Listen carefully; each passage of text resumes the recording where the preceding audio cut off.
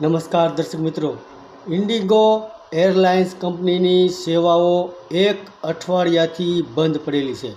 તો ઇન્ડિગોની હાલમાં મોટાભાગની એટલે કે 2000 જેટલી ફ્લાઇટો રદ કરવામાં આવી છે અને સતત ઇન્ડિગો કંપનીના ઓપરેશનલ નિષ્ફળતાઓ જોવામાં આવી રહી છે. ત્યારે સરકારે પણ સખ્તાઈ દાખવી છે અને ઉચ્ચ સ્તરની તપાસ શરૂ કરી દીધી છે. રાજકીય અને વહીવટી સ્તર ઉપર આ મુદ્દો વધારે ગંભીર બની રહ્યો છે, જેને જોતા પરિવહન, પર્યટન અને નાગરિક ઉડ્ડયન અંગેની સંસદીય સ્થાયી સમિતિએ ઇન્ડિગો કંપની અને અન્ય તમામ એરલાઇન્સ, નાગરિક ઉડ્ડયન મહાનિર્દેશાલય અને નાગરિક ઉડ્ડયન મંત્રાલયના અધિકારીઓને બોલાવવાનો નિર્ણય કર્યો છે.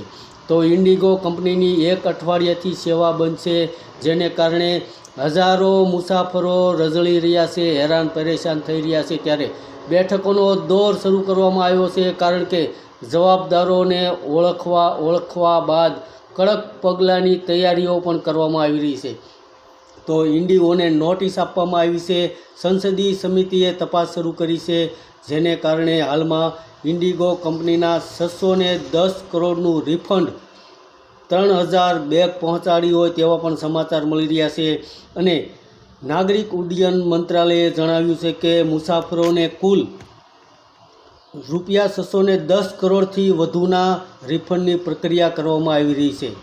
કેન્દ્રીય મંત્રી રામ મોહન નાયડુએ એક મહત્વપૂર્ણ બેઠક યોજી, જેમાં રિફંડ અંગે સૂચનાઓ આપવામાં આવી છે. તો ફ્લાઇટો રદ થઈ છે, જેને કારણે વિક્ષેપ પડ્યો છે. તેને કારણે મુસાફરોને રિફંડ આપવા માટે શનિવાર સુધીમાં દેશભરમાં મુસાફરોને 3000 બેગ પહોંચાડી હોય તેવા પણ હાલમાં સમાચાર મળી રહ્યા છે.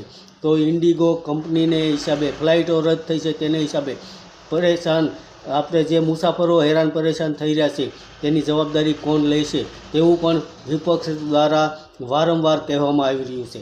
ધન્યવાદ દર્શક મિત્રો.